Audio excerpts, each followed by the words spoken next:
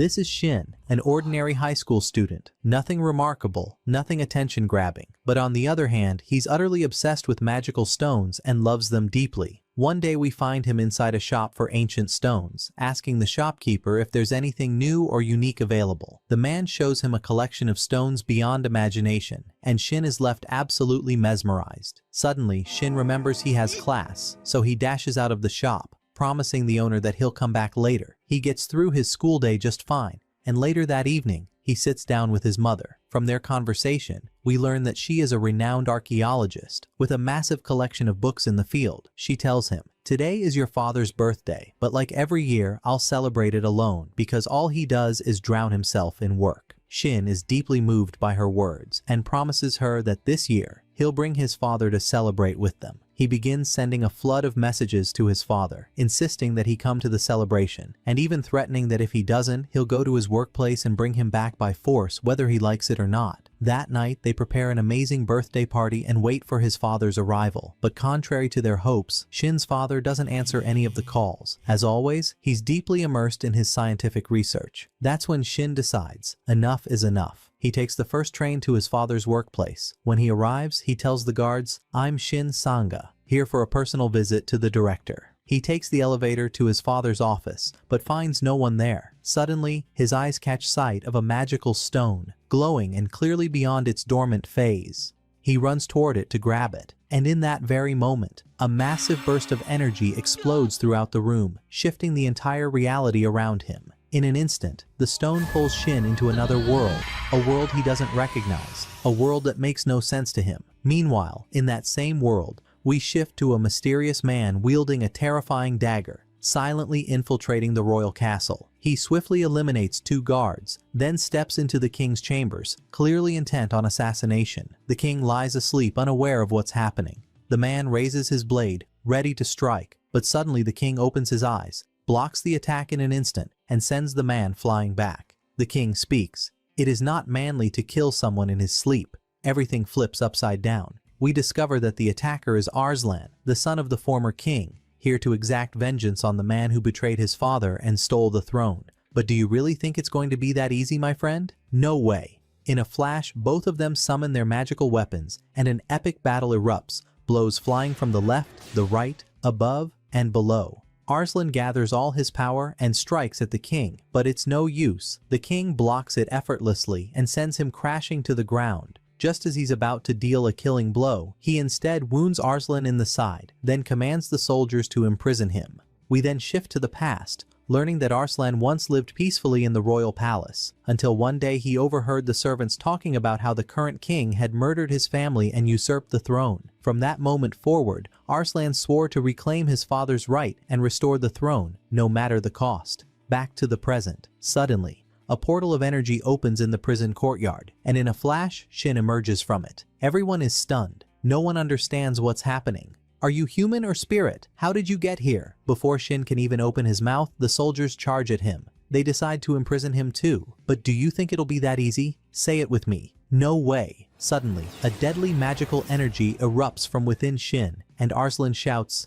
"Attack them now." With a single strike, Shin wipes out the soldiers and obliterates the entire area. Arslan looks at him, stunned. "What are you waiting for? Let's get out of here." Quickly, as they flee the castle, Arslan tells Shin to hide his weapon and follow quietly. But Shin is confused. "How am I supposed to hide a weapon I don't even know how I got?" Arslan replies, "It's easy. Take a deep breath, think of something you love, and the weapon will disappear." And just like that, the weapon vanishes. Shin realizes that Arslan knows the layout of the castle intimately. He's even built secret tunnels that no one else knows about. When they finally escape into the forest, a massive monster suddenly attacks. Shin freezes in fear. Arslan summons his weapon and lunges at the beast, landing a solid hit. But the fight is intense, and he calls out for Shin to help. Shin, however, still doesn't even know how he summoned his weapon in the first place. The beast lunges at Shin, lifts him into the air. He's about to be finished, but suddenly, the weapon returns. Shin channels all his power and strikes back. The monster, furious, summons its own weapon, and with a single blow, sends both of them flying off a cliff, crashing beside a raging river. Arslan dives in to save Shin from drowning, making sure he's still alive. Shin yells, "What just happened? Why did I follow you? Who even are you? And why does everyone want to kill you?"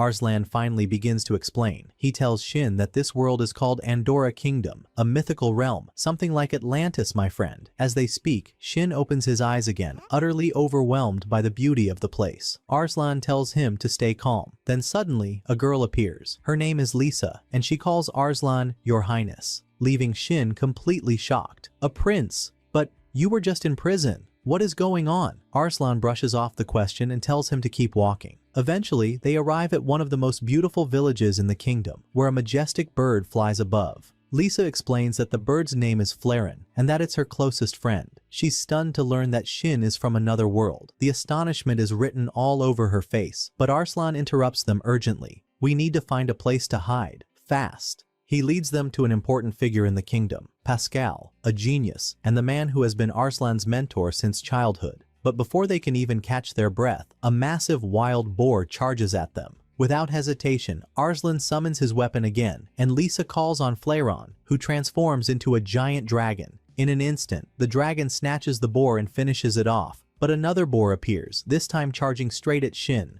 But who's he messing with now? Shin is no longer the same. He summons his weapon and with a single blow knocks the monster flat and takes it down for good. Suddenly, Shin and Lisa stop in their tracks, halted by one of the traps laid in the area. Fortunately, Pascal arrives just in time and rescues them. We learn that he had planted numerous traps to protect himself from monsters, acting as if he were from another world. He takes them to his home, but the place is in complete chaos, with nothing suitable to sit on. No matter. Pascal begins questioning Shin. Is he truly from another world? And how did he end up here? Shin replies, It's very simple. I was with my father in the laboratory, and the moment I touched a strange crystal, I was pulled into it. I found myself in this forest. Yes, and Arslan is my friend. Pascal shows him a map of the other world and says, We are here exactly. Long ago it was said that a city called Balon held a temporal gate that allowed travel between Andorra and your world, but it was destroyed by one of the ancients, severing the connection between the realms. We then discover that the new king is doing everything in his power to reopen that gate, as he desires access to Shin's world. The story flashes back to the past, revealing that Pascal was once a research scholar in the royal palace. He had indeed discovered a method to reactivate the gate, but, fearing the king's intentions toward the new world, he hid his research and fled. In another scene, the king commands his soldiers to find Arslan and bring him immediately. They unleash vicious monsters and succeed in locating them.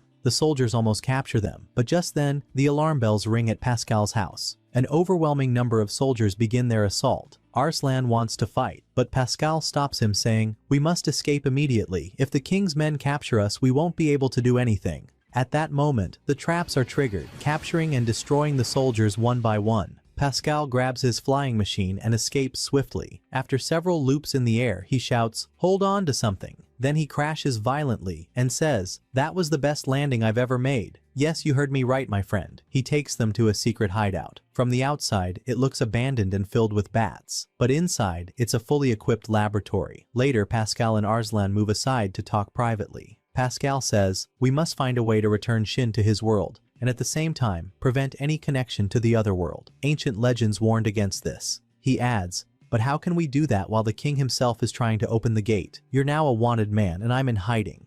Our only option is to reach Balon, open the gate in secret, and once Shin returns to his world, we destroy the place entirely. They agree to the plan. Meanwhile, the king sends out mercenary beasts, planning to use them to eliminate Arslan and Pascal. He says to them, I want them kneeling before me, alive. No one kills them but me. Understood? Elsewhere, Pascal disguises himself and goes out to buy food and other necessities, asking everyone else to stay put. Lisa also leaves to fetch water. Arslan seizes the opportunity to speak to Shin. I have a plan to get you back to your world, he says. But in return, you must help me eliminate the king. Shin responds in anger. I would never do that. Arslan explains that if the king reaches Balon before they do, Shin will never be able to return. Therefore, they must get rid of the king first. He adds, We must keep Lisa out of this conversation. Her knowing could lead us to disaster. Later, they head out to hunt wild boars. Each of them summons their magical weapon. Arslan says to Shin, You'll lure the boar toward me, and I'll finish it off. As planned, Shin drives the boar toward Arslan, who charges at it but trips and falls. The boar nearly finishes him, but do you think Shin would just stand by? Of course not. Suddenly, Shin leaps into the air and takes down the boar in the blink of an eye. A truly epic scene. At night, they sleep peacefully until Arslan wakes up suddenly and rouses Shin. They rush toward the royal palace, only to find it surrounded by the king's soldiers. Shin and Arslan's group is cornered, seemingly facing death, until it is revealed that these soldiers do not belong to the king. They are part of the forbidden territory of Agnist, a faction of rebels. Arslan asks to speak to their leader and a man appears saying, "What do you want? I'm the commander." His name is Dimitro. Arslan boldly says, "I want to cooperate with you to bring down the king." Dimitro scoffs. And who kills his own father? Everyone believes Arslan is the current king's son, unaware that the king killed his own father and seized the throne. Arslan explains that he knows the rebels have no allegiance, like the Zhou tribe, who operate as special forces. But the moment he mentions the Zhou tribe, the rebels shout, "He compares us to the Zhou? Let's get him." Arslan tries to prove his worth, even revealing critical information about the king. But a girl among them says, "Save your breath. You and your friends are useless." Dimitro, however, thinks otherwise. He asks, "If you manage to get rid of the king, what would you do afterward?" Arslan falls silent, then replies, "I don't care what happens after as long as he's gone." Dimitro laughs, "So you're not only weak, you're foolish too. Get out of here before I kill you myself." Arslan and Shin burn with rage and prepare to summon their magical weapons and attack. But it's useless. Dimitro knocks one down and lifts the other by his feet. He looks at Arslan and says, "You're pathetic and ignorant. All you care about is dethroning the king, forgetting that if you kill him, you'll have to rule the kingdom." Then he adds, "I'll give you a chance to prove you're worthy of leading the kingdom, but first, you'll join my team." He continues, "You will follow my orders to the letter. First, you work. There's no room for slackers in my team." He takes them to the village and gives them their first task, washing clothes in the river. "Come on, energetic one, show us what you've got." Dimitro joins them in washing, telling Arslan, "Being a leader doesn't make you better than anyone else. There's no difference between a prince and a pauper, we're all equal." He then turns to Shin and says, "You seem to have adapted quickly to life here." Shin replies, "And how did you know I'm from another world?" Dimitro answers, "I just found out now, you fool." Unexpectedly, he shows no shock or surprise. That night, we see Shin looking relaxed, standing in his freshly washed clothes, like a perfect housewife. Never mind. Arslan wants to share a new plan, but before he can say anything, Shin interrupts him. "If you mention your father again, I'll finish you off. Today we wash clothes. Who knows what we'll do tomorrow?" The two begin bickering about what Dimitro put them through. Then, suddenly they each summon their weapon, throw it to the ground, and charge at one another chaotically. Punches fly left and right,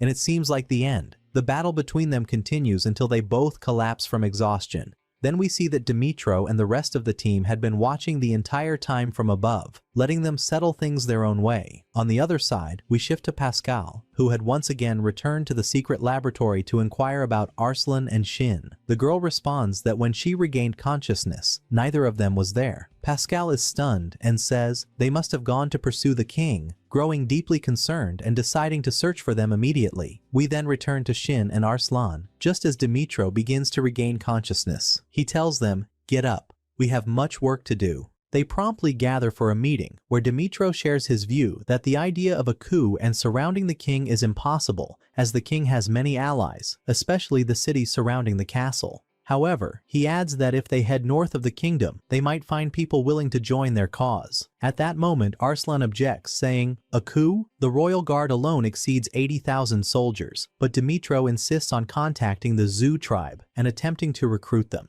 Arslan erupts, exclaiming, "What nonsense is this? More than half the Zhou tribe are already allied with the king. They're even considered part of the kingdom's special forces." Shin adds that he had previously fought one of their warriors, and that man was nothing short of a murderous beast in every sense of the word. In contrast, Dimitro tells them that the Zhou tribe had long suffered brutal mistreatment at the hands of the kingdom's monarchs, and that he has a plan to reach out to them. He then looks toward the girl, Louise, and asks her to prepare, as she will be in charge of this negotiation mission. Afterward, we see Louise tending to Arslan and Shin's wounds. She begins to share important information about this world, explaining that it contains two types of beings, the Andras, who are humans, and the Ando, from whom the Zhou tribe descends. She adds that the two lived in complete peace until the humans began to persecute them, and some kings even enslaved them by force. She also reveals that she herself is half human and half Ando. She then shares a great secret, that Dimitro once had a friend from the Zhou tribe. We are taken into a flashback, where we see Dimitro walking through the forest before suddenly being attacked in a savage ambush. He barely survives by chance, loses his way, and is overwhelmed by fear until a young man named Louis appears before him. Dimitro tries to offer him everything he has in exchange for safe passage, but Louis calms him and takes him along. Over time, a strong bond forms between them, and they become close friends. One day, as they are walking through one of the kingdom's streets, Dimitro sees a man viciously beating an Ando tribesman. He steps in, but the man attacks him instead.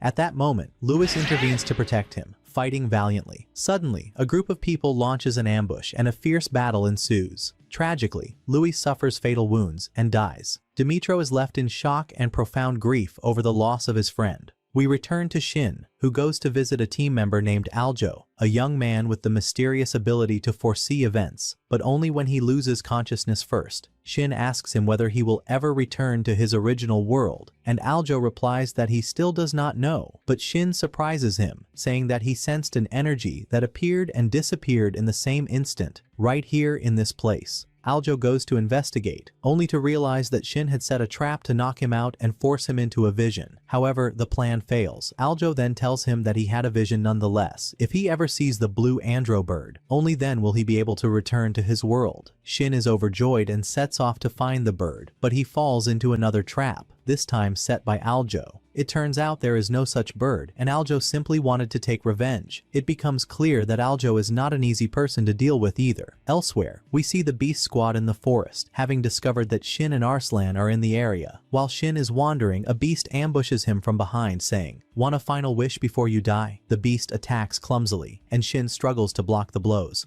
Boom! The beast kicks him hard, sending him crashing to the ground, nearly killing him, until Arslan appears at the last second and blocks the assault, saving Shin. The beast says, "The king wants you alive, Arslan, but I can always tell him you died by accident." Enraged, Shin charges at him with all his might, but the beast throws him into the trees and strikes back. Suddenly, an immense power erupts from Shin's weapon. Yes, the weapon has evolved, and the greatness has reached its peak. Shin and Arslan unite, delivering a devastating blow that knocks the beast down, but it manages to flee before being turned into shawarma. We then move to the rest of the Beast Squad, where a bloody battle unfolds against the rebels. But the surprise? Dimitro fights like a dragon. He charges at the Beast Commander, shouting, "Your end has come, you dog of the king!" A brutal clash breaks out, and suddenly, a massive energy explosion engulfs the entire area. Everyone freezes in place. No one knows what's happening. They believe the place is collapsing, and are forced to flee immediately. As Shin and Arslan emerge from the forest, they find Pascal and Licia waiting for them. It turns out Pascal was the one behind the explosion. It was his plan all along, after learning of the king's soldiers attacking them.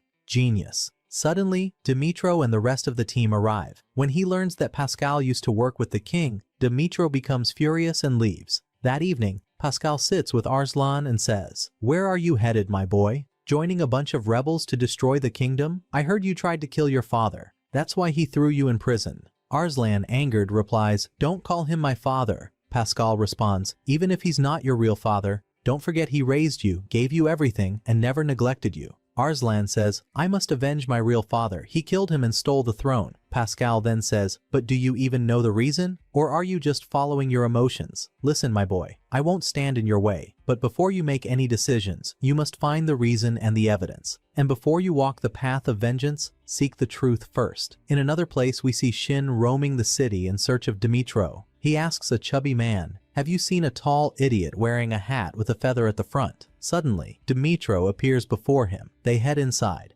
and Shin tells him he plans to go to the city of Babylon to carry out something important. Dimitro responds, "I have nothing to do with your problems. You're all from one world. Kill each other or make peace. It doesn't concern me." However, he informs him that the king is currently en route to Babylon. Dimitro pulls out a map and decides to head there himself. Shin realizes the journey is fraught with danger and that death could await at any moment, but this remains their only chance to bring down the king. His defenses will be weak at that time, making him easier to eliminate. We find Dimitro seated with a number of his allies. It is revealed that he hails from the north of the kingdom, and that he has many followers who are merely waiting for his signal to launch an immediate coup. However, Dimitro tells them that he must negotiate with the king before making any such move. Yet Arslan holds a different view. He believes that the king would never allow anyone to negotiate with him, and that he must be eliminated by his own hand. After some time, their sea journey comes to an end, and in order to continue the rest of the way, they take a mountainous path. Suddenly, a massive storm strikes, forcing them to camp inside a nearby cave. There, Shin seizes the opportunity to ask Arslan why he seeks to kill his own father. Arslan then reveals the truth. The king is not his real father. He is merely the man who killed Arslan's father to seize the throne. Nothing more. Shin is deeply shaken by this confession. The next day, the weather clears and they resume their journey. Shin seems overjoyed by the snow covering the mountain. He throws himself onto the ground like a child, but as he gets up, everyone is stunned to see the footprints of a giant dragon. Shin is struck with terror and exclaims, "Just what we needed! Let's finish this quickly and get out of here." But the moment he takes a step forward, the ground collapses beneath him, and he falls into an underground ice cave. The rest of the group rushes down after him to ensure he is unharmed. Feline, using his ability to track people's energy, heads directly toward Shin, only to return in an instant. What happened? Yes, my friend, it is a dragon, one so colossal that it dwarfs any other dragon you could possibly imagine. It appears that the end is near. Shin and Arslan ready their weapons, but it's no use. The father of dragons assaults them with a devastating ice storm, turning everything to ash. Demetro realizes they must find Aljo, for he alone holds the power to save them in such a dire situation. They begin moving toward him, but are suddenly surrounded by another dragon. Is this the end? Not quite. Out of nowhere, flames begin to swirl around Feline, and it becomes clear that he is not just any dragon. He is the king of dragons himself. Feline recklessly attacks some of them, prompting the other dragons to strike at Arslan and Lycia. As always, Feline intervenes, colliding with them to shield his companions. But it doesn't end there. He transforms into a transcendent, unimaginable form and subdues the opposing dragon, forcing it to yield to him before returning to his natural state. Elsewhere, Knowledge arrives at the scene. It's revealed that he possesses a unique ability to control other dragons. He informs them that this is an entire dragon family, and they mistakenly believe the group had come to hunt them, hence their aggression. No matter. After this, Demetro leads the group onward. We learn that they still have a long journey ahead before reaching the nearest city. Suddenly, the dragon family appears again, and what a means of transportation. It's perfect. Before long, they arrive at a spot close to the city. As soon as they do, the dragons turn back, unwilling to stray far from their homeland. It's then revealed that they are now only a few miles away from Babylon City. Shin asks, what would happen if the king reaches the city before we do? That could destroy any chance I have of returning to Earth. Arslan responds, if that happens, we must stop him by force. It will be a battle of life or death. Suddenly, Aljo suffers a heart attack and collapses. When he regains consciousness, he finds everyone gathered around him. He tells them he has seen visions of the future, and they are filled with destruction. He reveals that the energy keeping Andra alive is about to run out, or more precisely, the end is near. We then shift to the king, who is seen standing with one of his scientists. The scientist tells him he has a way to reclaim Babylon City and restore the time gate located there. When the king asks why he would want to reopen the gate, he suddenly loses control and yells, "One more word and I'll tear your head from your shoulders, you fool." At that moment, the mercenary squad arrives before the king and informs him that the rebels have succeeded in forming an alliance with the Zhou tribe and that they now know everything. The king turns to the beast standing beside him, his name is Ebel, and asks, "Who gave you those scars?" Then he shouts at him for disobeying orders. "Your job is to observe and report to me. If you ever act on your own again, I'll separate your head from your body. Understood?" Afterward, the mercenaries leave the kingdom's camp, but suddenly the commander's bird returns to them with a new message. Pay close attention to this scene, my friend, for we'll be needing it later. We return to Shin and Arslan, who are talking before sleep. Shin seems deeply sorrowful over his mother, but Arslan reassures him, saying, "You are not part of our conflicts, and believe me, my friend, I will never abandon you. I'll get you back to your homeland safely." The next morning, when Shin wakes up, he finds Arslan and Demetro standing with one of their allies. He learns that the majority of city rulers and tribal chiefs have now joined them, and that they've successfully formed a massive human alliance, with allies across every region. Demetro was overwhelmed with joy, barely able to believe they had reached this stage. Meanwhile, on the other side, Louise stood beside a strange-looking bird, the very same bird that served as the commander of the mercenary squad. Could this mean that Louise was a traitor? A short while later, Shin, Lisa, and Arslan were gathered together, joy lighting up their faces, for their number of allies was growing with each passing day. Shin turned to Arslan and said, "There is no other way to reclaim your right than by killing the king."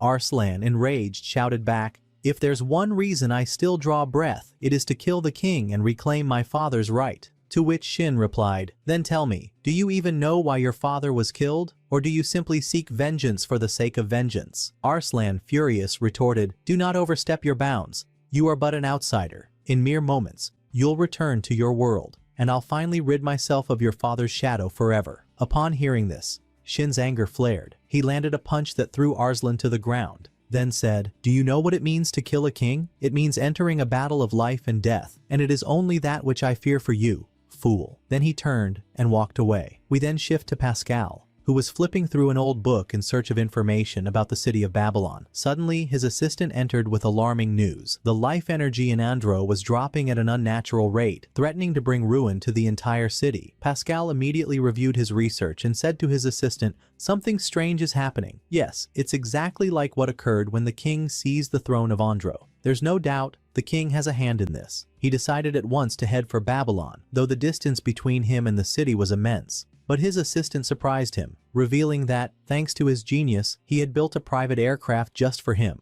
Pascal was overjoyed and they prepared to depart for Babylon immediately. Meanwhile, the rebels team had finally reached the outskirts of Babylon, the city now visible just beyond the horizon. As they approached the city's entrance, Alja produced an ancient map and told them that one of the old towers served as the city's main entrance. Using his gift of foresight, he pointed to the correct tower. Upon entering, they found the passage blocked, but Arslan pulled on a particular stone, which opened a hidden gate. They descended, and Dimitro asked Mish to scout ahead and make sure the path was safe, which she did. As soon as they entered, Felix noticed footprints, a clear sign that they had arrived too late. Still, they pressed forward and began scaling the barrier before them, for it was the only path inward. Suddenly, Arslan's foot slipped, and he nearly fell from the ledge, had it not been for Shin, who caught him at the very last moment. Just as they had climbed the walls, they now had to descend them again. At this point, Dimitro spoke to Arslan. "We did not come here to kill the king. We want him to abdicate the throne, that's all. Our goal is to end the oppression. Nothing more." Arslan, his voice burning, replied, "Have you ever felt the loss of a father before even meeting him? That man is no father of mine. He is the killer of my father, and the thief of his throne. He twisted everything to serve his own gain." Dimitro responded, "Bloodshed was never the answer, but more importantly, do not strike until I've spoken with the king." They rejoined the group and continued their path until they reached the gates of Babylon. Arslan sprinted toward the gate with all his might when suddenly he was struck by a powerful attack that nearly ended him. Yes, the mercenary squad was there, waiting for them, one step ahead. Battle erupted between the two teams, commander against commander. Albeit sought revenge on both Arslan and Shin. Felix took on the beast, launching himself at it with full force until he finally brought it down. Mashi, facing off against the mechanical beast, leapt into the air and landed a crushing blow that destroyed it instantly. One by one, the mercenaries fell, including their commander. Albeit, however, attacked Arslan and Shin together, determined to kill them. But suddenly, Arslan's weapon reached its full potential. His power surged. As Albeit charged again, Alya stepped in, saying, "Leave this creature to me. I know exactly what to do." Arslan replied, "We have no time." He dashed toward Babylon's gate, and the moment his hand touched the wall, the gate opened. Arslan, Shin, and Lisa entered together. Shin tried to stop Arslan from seeking revenge. "Try speaking to the king first. Don't be reckless." But Arslan responded with a punch that knocked him to the ground and continued forward, rage filling his heart. At that very moment, the king had begun preparing to activate the portal to the other world. Suddenly, he heard Arslan's voice call out to him. Yes, the moment of vengeance was within reach. We return to Alja, who cast his magical barrier against Albeda, but the barrier shattered completely. Then, Louise revealed her true identity, declaring that she cared not for the king nor the rebels, only for money. Dimitro surprised her with a smile and said, "I knew from the beginning that you were a traitor, but I chose to enjoy myself a little. You know, I live for the thrill of adventure." She attacked him wildly, but he parried her blows effortlessly. He was the dragon, and with two strikes, one to the left and one to the right, Louise was lost in confusion, unable to counter him. Meanwhile, Felix and Mashi were assaulting Albeda, striking him repeatedly, nearly finishing him off, until he suddenly vanished. We return once more to Dimitro and Louise, who launched herself at him with all her might, screaming, "If you knew I was a traitor from the start, why didn't you finish me? Why did you let me stay all this time?" She slammed him to the ground and demanded, "Show me what you've got." He replied calmly, "I know you were selling our secrets for money, to help your family, but if you think everything between us was an act, I know it wasn't." His words struck her deeply, and she said, "Even if you forgive me, I will never forgive myself. Before I joined you, I was in a mercenary squad. No, I was its commander." Suddenly, rage overtook her again and she lunged at Dimitro, but this time he didn't move, and neither did Louise. Then she began to cry. Dimitro said gently, "If you've given up on yourself, then I never will." Alia stepped in and handed her a handkerchief. His part was done. Someone nearby remarked, "Well done, old man. We don't know how we'd have made it without you." Thus,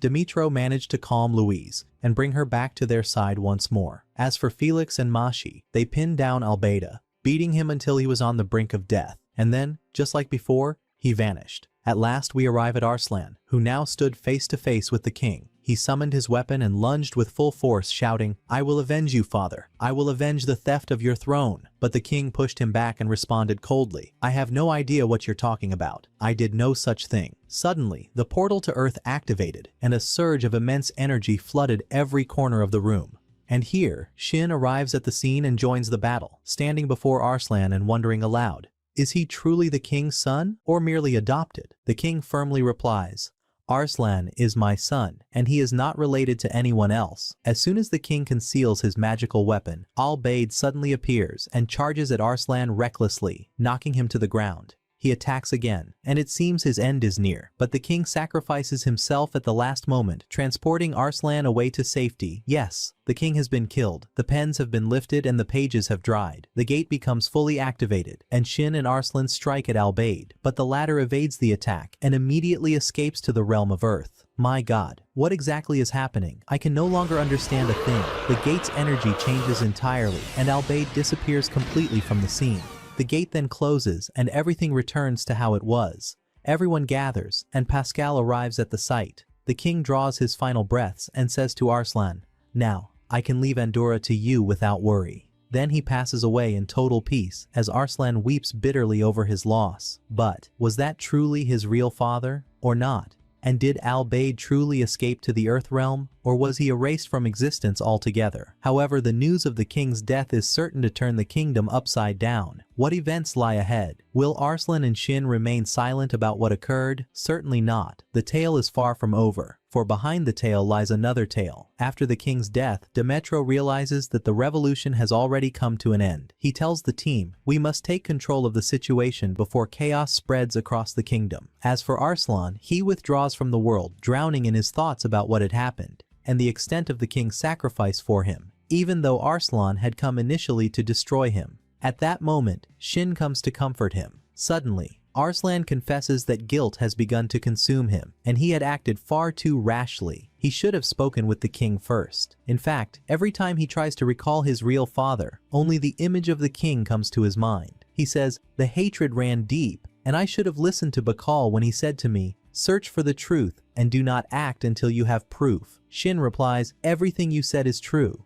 However, the time for regret has passed, my friend. From now on, you must seek out the complete truth and transform the questions in your mind into clear, unquestionable answers." Indeed, they both head toward the gate once again. Arslan says, "I must know the king's purpose in opening the gate to the realm of Earth." Shin replies, "As long as I am stuck here, I will stay by your side until you uncover the full truth, and until I find a way to return to the Earth realm." At that moment, Lisa calls out to them from below and they descend from the walls. Shin, ever enthusiastic, leaps down with tremendous speed, and as Arslan warns, "Careful," Shin slips. His fall appears fatal. But, on whom? This is the indomitable Shin. He surprises them all by revealing he was joking and says to Arslan, "I beat you again as usual." Meanwhile, Pascal continues investigating and says, "All the research was functioning properly, and the gate was supposed to remain active without failure. What happened is truly strange, and it demands an explanation." Pascal and his assistant continue their search, and they propose a theory. As long as conditions here remain stable, the disaster must have occurred in the other direction, in the Earth realm. Then Lisa and Shin join them. Pascal says, "I'm sorry, but I still can't help you return to the Earth realm." Shin replies, "I'm sure you'll figure it out, and if you don't, I'm strong enough to find a way myself. But more importantly, we need to help Arslan. He's feeling a bit down after everything that happened, and I think I've got a solution." Shin then goes to Arslan and says, "Honestly, I'm bored, and I have no choice but to unleash what's inside me on you. Why me? That's just how I felt. He continues. You look quite good when you're depressed, and scared too. I noticed that. Arslan becomes angry and draws his weapon, and a fierce battle erupts between them, strikes from the left and from the right. I am Shin, the uncle of the mighty. It becomes clear that Shin is doing this to pull Arslan out of his mental state and help him think clearly again. The fight continues until both are completely exhausted and unable to move. Shin says, as long as I've found you in my life, I won't leave you until you become a real man. Let's go. He tries to provoke him, and it works. Arslan attacks recklessly, knocking Shin to the ground and making him drop his weapon. You think it ends like this, my friend? No way. Then Arslan strikes again with all his might and slams him to the ground. Yes, this is the real fight. And now Arslan realizes that Shin is only trying to help him, especially after he says, you must stop dwelling on the past and return to yourself once more. There are many who need your help, and that is now your role as a prince. Arslan smiles and replies, all right, my friend. We then shift to Demetro, who has gathered the team to inform them that the kingdom has plunged into corruption and chaos, and that the nobles and corrupt leaders are attacking cities and villages, spreading devastation everywhere. He adds, we must take control of this situation as quickly as possible. At that moment, Louise surprises them all and says, I no longer have a place in this team after what I've done, so I've decided to leave. But Demetro disagrees and says, this is the time we need you most, and if you've made a mistake, then this is the best chance to make it right. Then Louise reconsiders and says, I'll do everything I can to restore stability to the kingdom. At that moment, Shin and Arslan enter, and Arslan's spirits are high once more. He asks Demetro to let him join them in erasing injustice from the kingdom. Suddenly, Demetro laughs and says, you idiot, you've already been part of the team for a while. Then Pascal, his assistant, and Lisa arrive.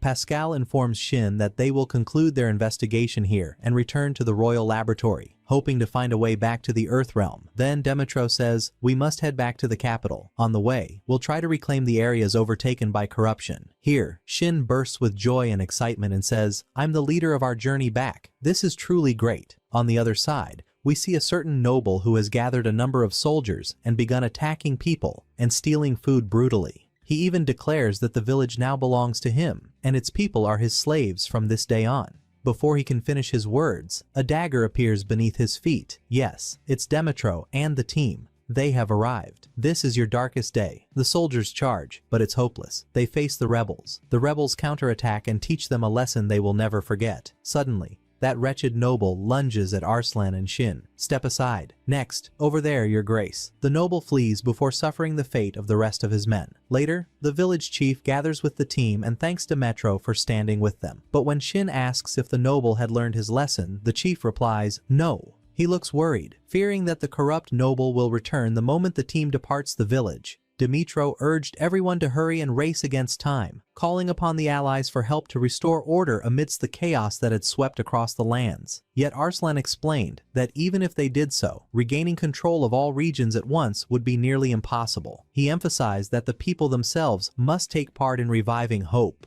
for that is the only path to salvation. Suddenly, the village chief interrupted, declaring that none of this would be possible without the presence of a new king. He urged Arslan to proclaim himself king of Andorra, but Arslan ignored his words entirely, as if he hadn't heard them at all. The next day, Arslan suggested to his companions that they go negotiate with the corrupt man who had been attacking the village, hoping to convince him to join their cause and defend it instead of harming it. Demetro immediately agreed and took with him Ioga, Shin, and Arslan to the man's residence. But something strange happened when they arrived. There was no one there. They entered the mansion and explored a little, until Ioga alerted them that someone was inside one of the rooms. And indeed, the moment they opened the door, they found the man seated, gripped by terror and shouting, "What brought you here?" Arslan responded, "You promised not to oppress the villagers again. You have no right to do so. Someone in your position should help the people, not steal from them." But suddenly, the man grew even more terrified and begged them to save him immediately. And in a flash, he was killed.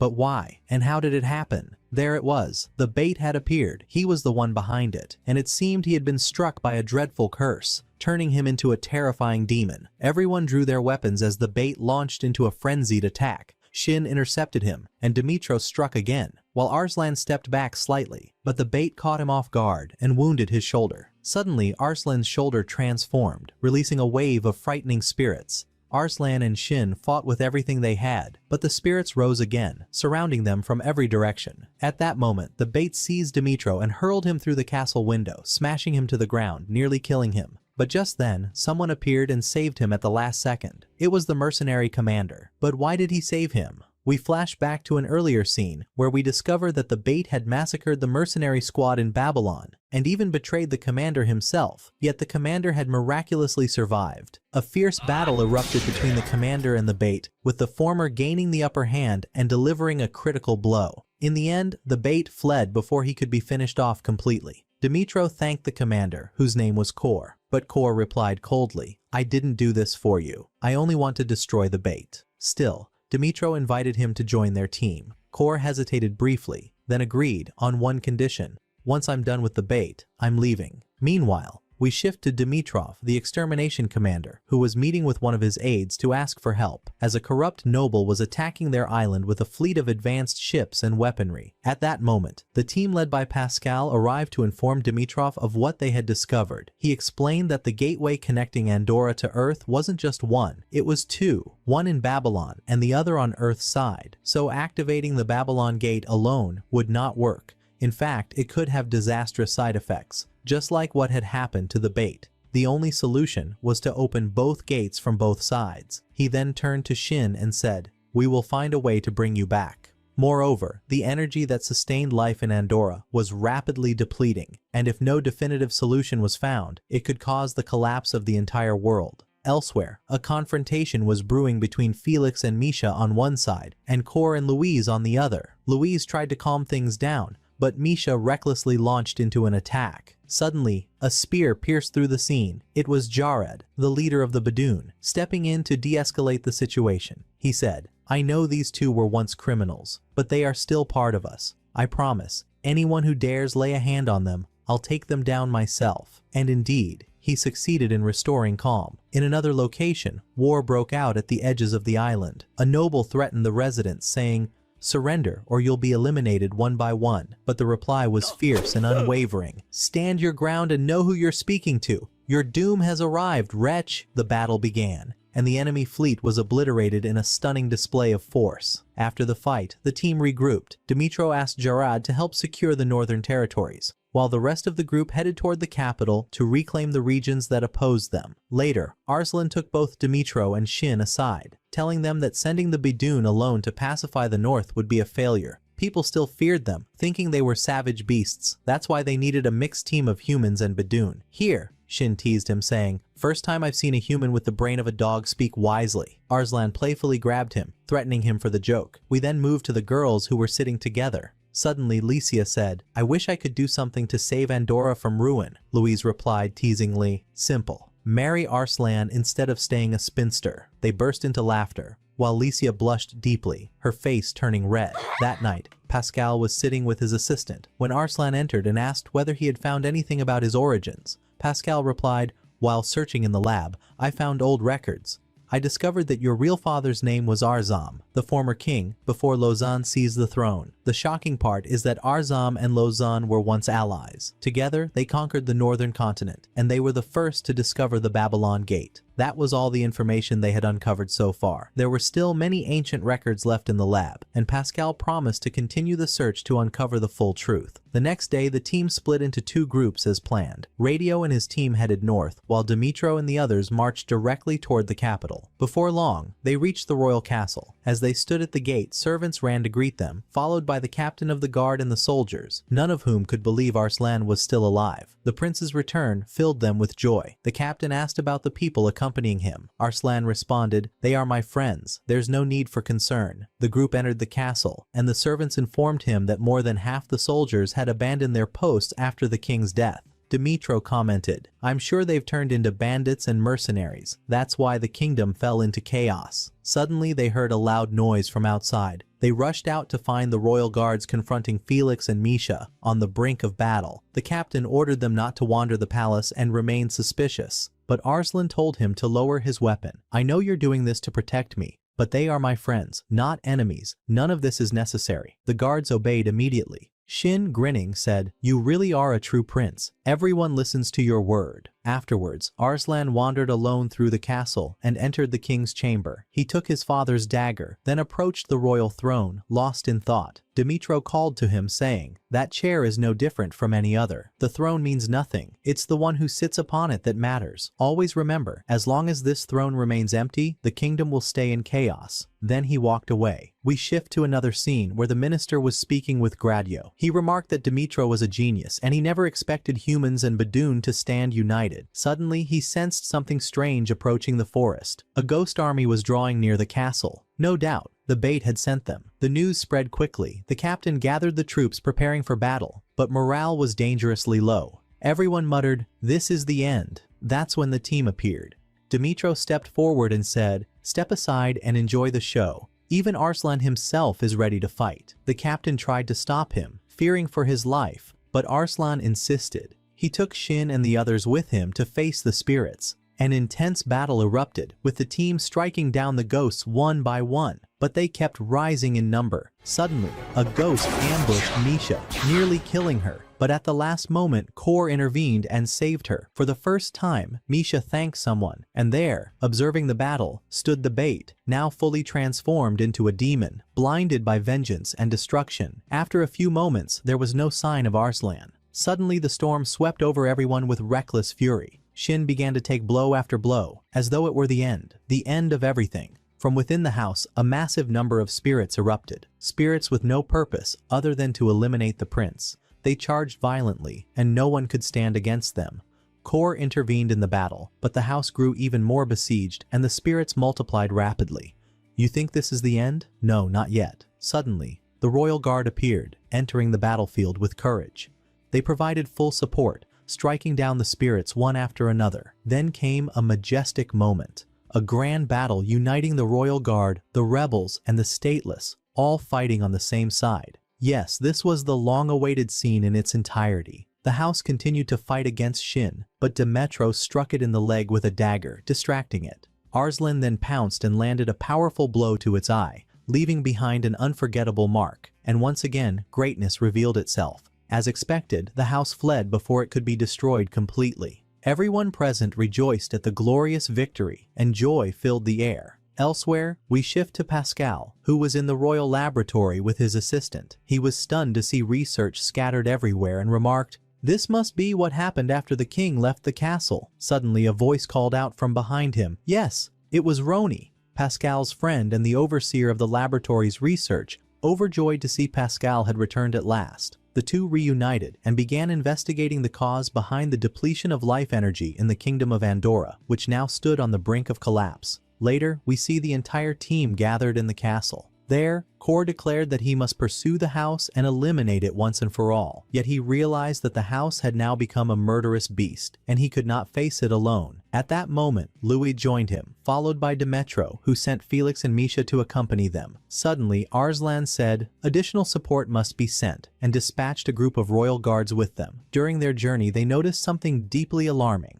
Yes, the farmlands were beginning to lose all life due to the loss of Andorra's vital energy. When the news reached Dimitro and the rest of the team, he warned them, saying, if the people sense there is no solution to this catastrophe, the kingdom will plunge into endless chaos. He added, we must aid the people, provide food, and reassure them, until Pascal and his assistant find a solution to this crisis. Sometime later, Arslan took Shin to a secluded place to speak with him about something important. He brought him down to the castle's prison, where Shin realized it was the same place he had first appeared. Arslan told him, try shouting, or doing anything. Perhaps you'll return to your world again. But Shin ignored him, ascended a strange staircase, and asked, what is this pit? Arslan replied, focus with me here. Suddenly Shin lost his temper and shouted, what exactly are you thinking? Forget about me and think of the kingdom that is on the verge of destruction. You're a worthless prince. Arslan grew furious and lunged at him, but Shin dodged the attack, and boom, the ground collapsed beneath him and he fell into the pit.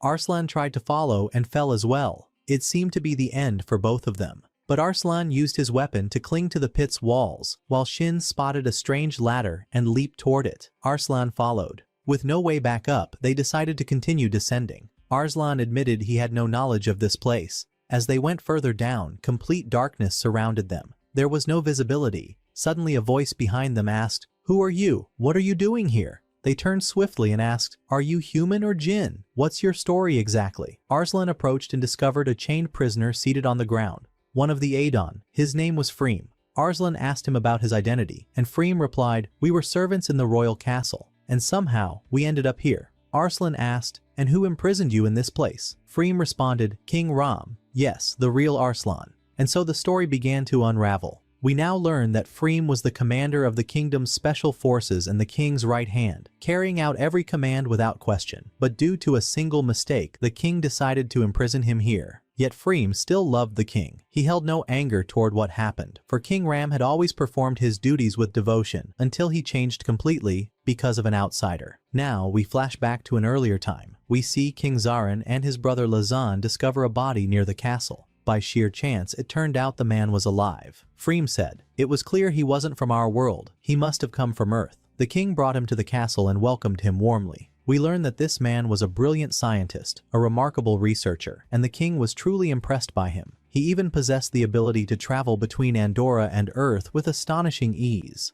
One day the man told the king, "Although Andorra is full of energy, the Earth is rich in technology, planes that transport people, phones for communication, devastating weapons, and unmatched powers." The next day, he gifted the king a firearm. The king knew nothing about it. Suddenly, the scientist fired at a vase, shattering it. The king and Freem stood stunned. Then, the man presented a project, merging Earth's technology with Andorra's vital energy. The king was so mesmerized by the idea that he expelled all scientists and researchers from the palace. When Zarin tried to stop him, the king screamed at him. One day, the scientist expressed admiration for the weapon used by the Zaraib, as it was composed of Andorra's life energy and the physical capabilities of its people. At that point, the king lost all vision, figuratively and literally, and took the idea to heart. Then the scientist proposed the construction of a city called Babylon to bridge the two worlds, promising the king his name would be immortalized in history, as he would bring Earth's technology into Andorra. Zarin warned him, "If you do this, you will destroy the kingdom." But the king yelled at him once again. When things reached their peak, Freem confronted the scientist and said, "I'm certain you're lying to the king. There's a hidden evil you're preparing." The man laughed and said, "You're far too clever, and that threatens my plan." Freem drew his weapon and said, "Surrender, or I'll end your life and expose your truth." But the man stepped toward him confidently, then suddenly screamed and wounded himself, calling the guards. He convinced the king that Freem had betrayed him. The king punished him, not with a minor sentence, but by deciding to end his life entirely. They bound him, beat him, and cast him into the pit of doom. Since then, Freem had been imprisoned there. Arslan asked him, "And what did that scientist do with the vital energy?" Freem replied, "I don't know what happened after that." Shin asked for the scientist's name, and Freem tried to recall, but he couldn't. Then Shin said, "Since that man could travel between Andorra and Earth, there must be a way back for me to return to my world again." No sooner had Freem sensed the scent of Earth than he erupted in rage, swiftly breaking free and drawing his weapon before launching a reckless attack toward Shin. Do you think this is the end?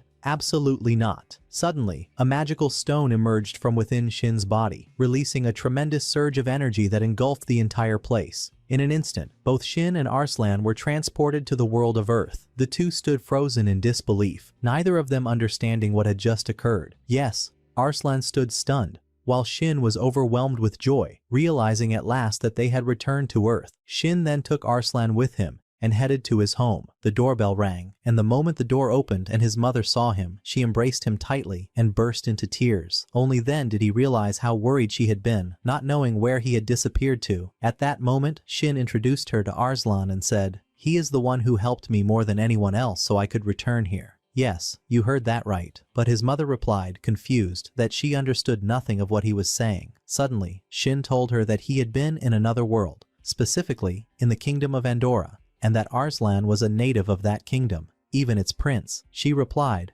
"Hold on, I don't understand anything at all." She then led them inside, and Shin began recounting the entire story to her in detail. Yet he said, "I thought you wouldn't believe a word of what I'm about to say, but still, you don't seem surprised." His mother, an archaeologist, responded that despite her shock, she was trying to contain her emotions. Moreover, she had read many stories about the existence of another world, and many people believed such things, she and his father among them. Then Shin told her that he needed to go to his father at the lab to make sure he was safe. In the meantime, she prepared a meal to celebrate their return. Shin felt immense happiness. Finally, it was time to eat real food from Earth again. After all the frogs and mysterious things he had eaten in Andorra, whose nature only God knows, Arslan too was astonished and mesmerized by the sight of the food. Once they finished eating, Shin began recounting everything that had happened to him in Andorra in full detail. Suddenly, Arslan's eyes caught sight of a photo hanging in Beirut, and he asked Shin, "What is this?"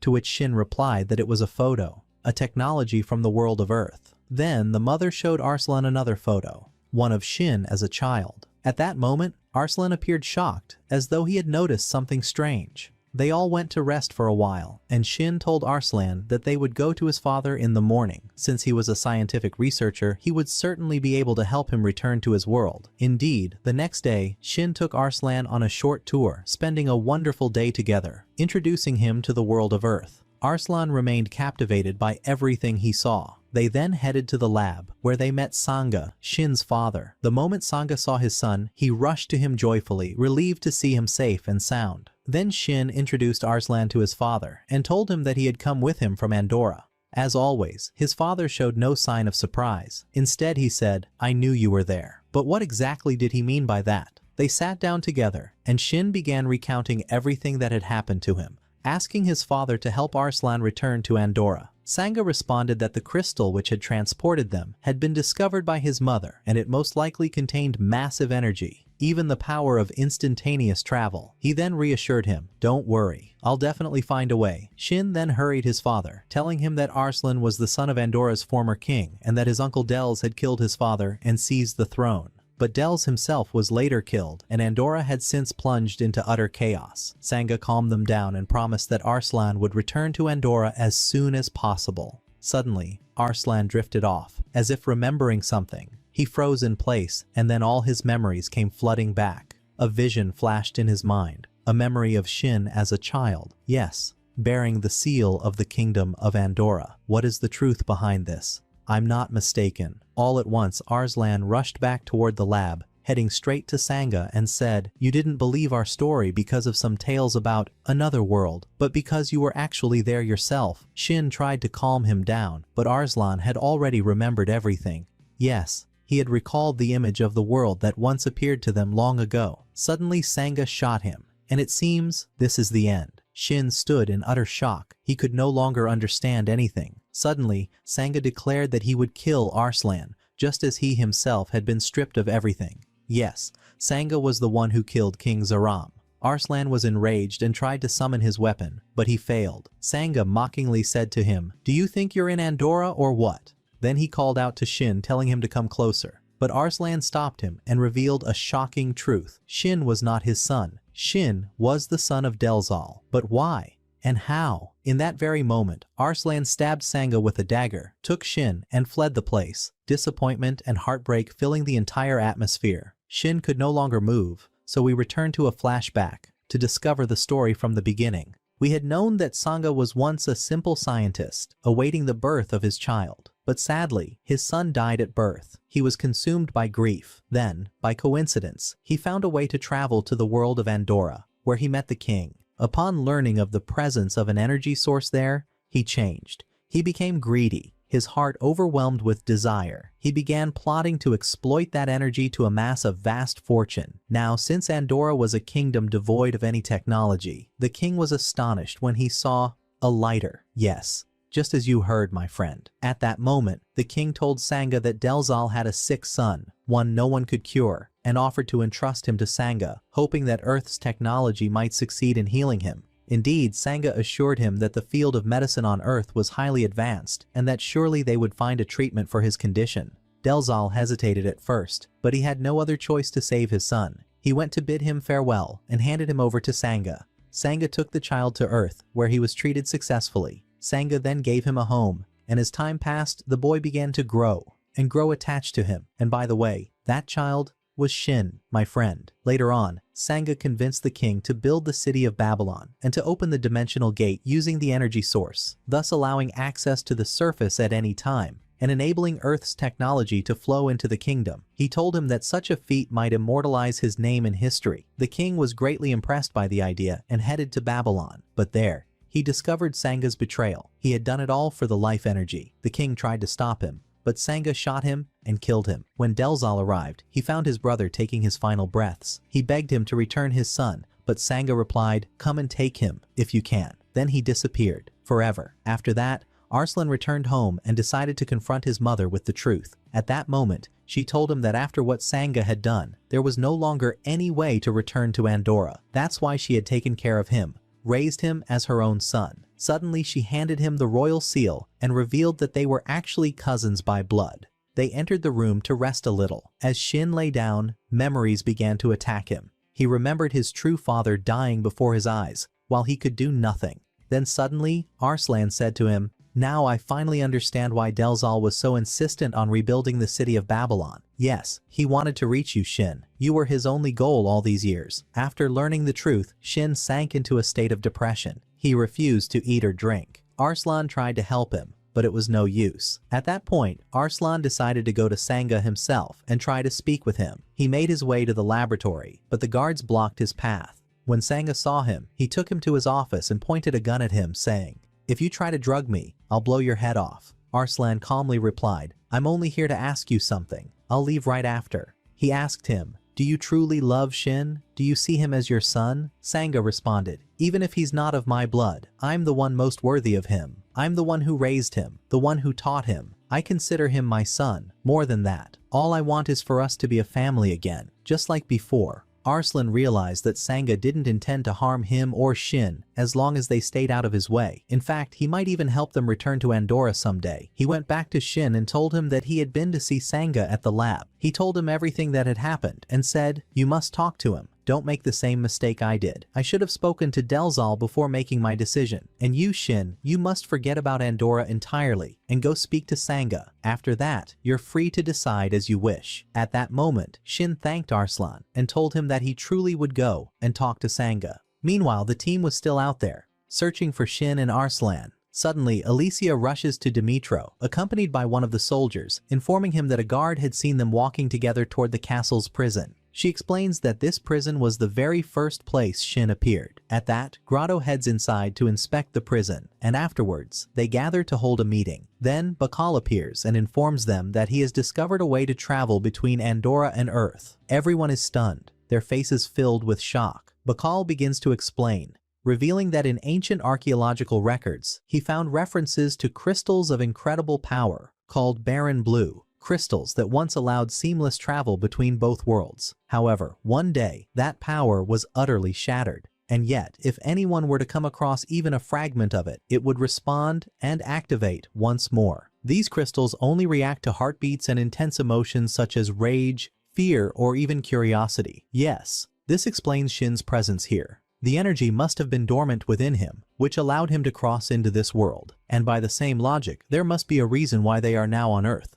Pascal speaks up. "No more talking, let's begin the search." We return to Shin, who stands beside Arslan, awaiting Sanga outside one of his old laboratories. Specifically, the very first lab he ever worked in. Just then, Sanga arrives and turns to Arslan, asking, "What are you doing here?" Arslan replies that he won't be a bother, and has come only to listen, not to interfere. Shin then steps forward, addressing Sanga. "Even though you killed Zaram's family and caused immense suffering to many in Andorra, I still can't bring myself to hate you. But why did you do it?" At that moment, Sanga pulls a crystal out from his body. Yes, it's Barren Blue, just as Pascal had described. He tells Shin that this is the stone that traveled between Andorra and Earth, and in that moment, Shin realizes that a similar stone lies within him as well. That's what enabled him to move between both worlds. Sanga continues, explaining that Andorra contains a terrifying energy source, and that he has used this energy to reshape Earth entirely. It has now become the primary source of all existing technology. Shin shouts in fury, "You're about to destroy an entire world just for your own benefit." Sanga replies coldly, "Let it be destroyed or even burn. Everything in this world comes with gains and losses, and where was I supposed to get the money to treat you? You were the first to benefit from this energy." When Shin realizes that Sanga is the reason the energy is diminishing, he demands that he stop immediately. But Sanga has a different view, saying, Andorra gave us little and is already ruined. Join me, and together we'll shape Earth's future. Besides, I'm on the verge of discovering a way to restore Earth's energy after Andorra's collapse. Shin replies with seething rage, You can't possibly be human. You're absolutely insane.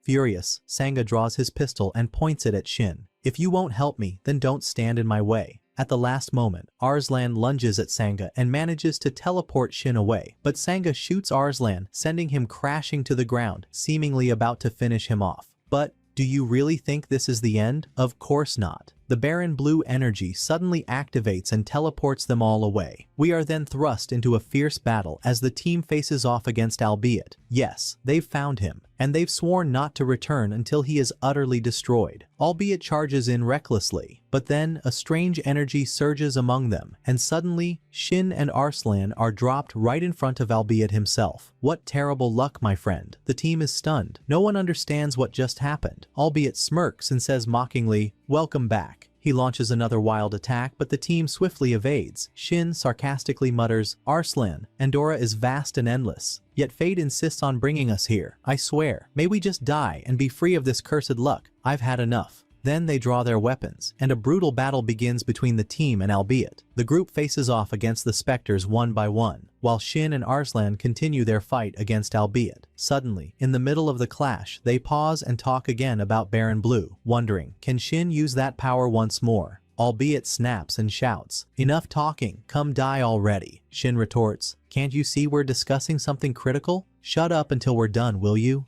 They really shouldn't have said that, because Albeit grows even more furious and unleashes a massive wave of specters, attacking them with his full might. But suddenly, someone intervenes and blocks the attack in a flash. Yet a demonic hand bursts out of Albeit's body and sinks its claws into Core. It looks like he's about to die. At that moment, Arslan and Shin charge toward Albeit with full speed, striking him hard and rescuing Core from death. Then, without warning, Albeit begins to scream, showing signs of intense agony. It becomes clear that the forces of evil have fully gathered within him. He transforms into a terrifying and savage monster, more fearsome than ever before. The team is paralyzed in shock. No one knows what to do. Albeit has changed completely, and no one can match his strength anymore. Core exclaims, Albeit was already terrifying when he was normal. What about now that he's lost his mind and turned into this? We're done for. Albeit then lunges at Misha, but Lewis jumps in just in time and barely manages to save her. Enraged, Misha launches her own attack, but quickly realizes she's up against the Demon King himself. Albeit strikes Misha with brutal force, and in a desperate act, Felix sacrifices himself to pull her away at the last second. He is completely destroyed. It seems to be his end. Misha, burning with fury, charges once more to avenge him, but she's about to take a fatal blow until Lewis sacrifices herself too, saving her again. The team falls one by one. No one can hold out. At that moment, they decide to retreat toward the castle, quickly, before they're all wiped out. Meanwhile, on the other side, Yuga attempts to use his connection with Andorra to discover the reason behind the energy drain, but he collapses instantly. At the same moment, Pascal locates the exact spot, right in the middle of the ocean. Yes, that is the source of the energy drop. Pascal begins to suspect that a device for energy extraction is hidden there, and that it might be the root of all this disaster. At that time, Shin and Arslan arrive, and the team rejoices to see them again, especially when Shin tells them they had been in the world of Earth. He confirms the suspicion about the energy extraction device. When the assistant asks how he's so sure, Shin replies, Simple, the one who built that device is my father. They also learn the truth about Shin. He is actually the son of Delzal, the former king who had died. Sometime later, we see the group digging trenches around the castle, preparing for the battle against Albeit. Meanwhile, Lesia orders Villaron to transform. We learn that they've divided the mission among themselves. Arslan, Shin, and Pascal will head to the energy drop zone, while the rest of the team will face Albeit directly. And indeed, Albeit appears in the distance, within clear sight. But to whom? We are the rebels. The entire area explodes upon Albeit's arrival. They had set a perfect trap. Earth's father appears in a grand heroic moment. Meanwhile, Sinan and Shin rush toward the energy source. But suddenly, we see Albeit seizing Villaron mid-air. It seems the end has come. Villaron falls off the dragon and crashes onto Albeit. He looks around and says, There's no way out now. I've reached my end. Then with firm resolve, I believe in you all. I know you'll save Andorra. He pulls out an energy bomb from his gear, ignites it within Albeit, and sets the dragon ablaze. Yes, Pascal has sacrificed himself to save the kingdom. Everyone stands frozen, unable to grasp what just happened. Dimitro commands his assistant to search for Pascal, since they had seen him fall into the forest. As for the others, they decide to destroy the monster no matter the cost. The assistant hands him a grenade, explaining that it's highly explosive and was crafted by Pascal especially for this very moment. The assistant then heads off to find Pascal. Suddenly, Core grabs the grenade from Dimitro and says, "No one's ending this beast but me. I've got an old score to settle, and it ends today." Albeit attacks the team once more. A horrifying battle erupts. His power is limitless, and he can regenerate himself entirely. He lunges at Misha again, but Dimitro saves her at the last moment. Things spiral out of control. It truly looks like the end. But then, Dimitro reveals his plan. He'll distract the monster while Core sneaks in and blows up its core. Radio contacts Core and tells him, "There won't be another chance. You must succeed, no matter the cost." And so they charge, striking him repeatedly, but their hits don't seem to land. Then, at the perfect moment, Core dashes forward at full speed and manages to strike the very center of Albeit's energy. An incredible move. But suddenly, Albeit counters, grabs Core, and begins to crush him. Still, with unmatched bravery, Core sacrifices himself, activating the bomb within, obliterating Albeit completely and ending him once and for all. As for Shin and Arslan, they had finally arrived at the energy drop core, a colossal tower rising from the center of the waters. They were both stunned by its immense size. Flare flew them to the top, carrying them safely to the roof of the structure. But what was this place exactly? It looked like something straight out of a fantasy world, as if the building had descended from space rather than risen from the earth. They then made their way to the energy crystal, which was absolutely massive. Each of them summoned their weapon and began striking at the crystal, trying to shatter it, but it was useless.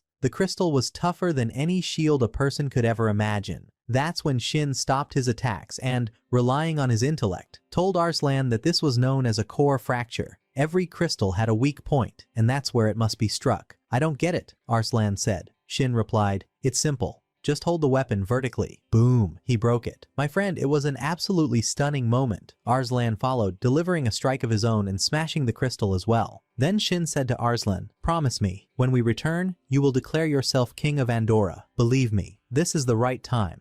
Andorra without a king will be destroyed once again." Arslan hesitated, but Shin reassured him, "I'm with you." Suddenly, they were struck by a terrifying attack. Yes, Senga himself had arrived. "I will destroy you, you little insects," he shouted. "You really think you can bring down everything I've built?" He then turned to Shin and said, "Even now, I can still forgive you. Join me, and together we'll crush that boy beside you." But Shin stood firm and answered, "You're no longer human. Hatred and arrogance have blinded your heart. I won't let you hurt anyone else, not while I still breathe." Senga replied, "So be it." Suddenly, gigantic weapons erupted from his back. It was clear that the end was near. But wait, how was he able to reveal such weapons if he didn't even belong to Andorra? Yes, this criminal, after killing the Zaramka, had merely been warming up until now. He lunged at Shin, injuring him, then grabbed Arslan and slammed him to the ground. "You're weak and stupid just like the Zaram," he growled. "You'll never defeat me." But Arslan rose, furious. "Fine!" His weapon began to evolve, reaching its ultimate form. "What was happening?" Arslan declared. "If I once fought for the Zaram, I now fight for everyone who suffered because of you. I will show no mercy." Shin, filled with resolve, shouted, "That's what I'm talking about." Senga, enraged, charged at them, but he froze in the air. By whom? Arslan unleashed the Ember Dragon and with a single strike shattered Senga's weapon and burned himself in the process. He launched another attack, and though Senga tried to defend himself, it was already too late. Arslan's weapon evolved further and further. The scene was beyond belief. Still, Senga was not defeated so easily. He retaliated violently, managing to strike Shin and completely take him down. He approached him and said, "This is your end." He bound Shin, suspending him in the air. It was clear, the end was near. Senga launched a final blow. Shin didn't flinch. He faced death with unwavering courage. "Give it everything you've got," he shouted. "But do you really think this is the end, my friend? Not at all." Arslan's weapon evolved once more, and he charged in, with Phylon joining the attack. Boom! In the blink of an eye, they obliterated Senga. Shin, watching it unfold, was overcome with memories of the past, a deep sorrow weighing on him. Suddenly, the crystal was destroyed. The entire place began to collapse. It seemed their end was upon them as well. Shin clung to a rock, barely holding on. He tried to activate the Baron Blue to escape, but he didn't know how to operate it, and tragically, both of them fell from above. But wait, whoosh, Floron had returned to life, and with divine judgment, he saved them from death at the very last moment. From the other side, Bilal, the assistant, managed to reach Pascal. It turned out he wasn't dead as everyone had assumed.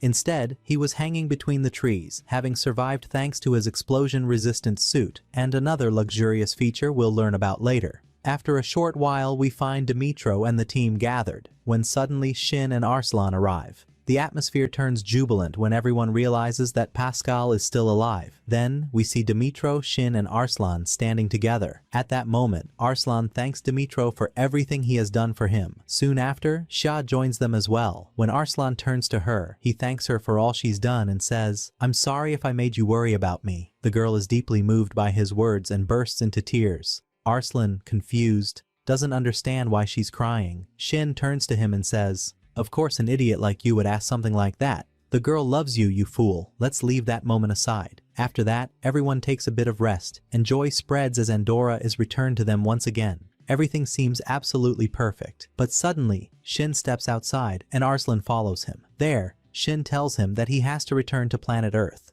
Even though this may be his true homeland, his mother is surely waiting for him, and she has no one else but him now. So, he must go back to her. The boy bids Arslan farewell and says, "All right then, take care of yourself. I'm sure we'll meet again someday." Then he walks away and returns to Earth once more. And with that, the first season of the anime comes to an end. If you enjoyed the story and want to see season 2, let us know in the comments. And don't forget to support us with a like, subscribe to the channel for more recaps, and hit the bell icon so you'll be the first to see them as soon as they drop. See you next time.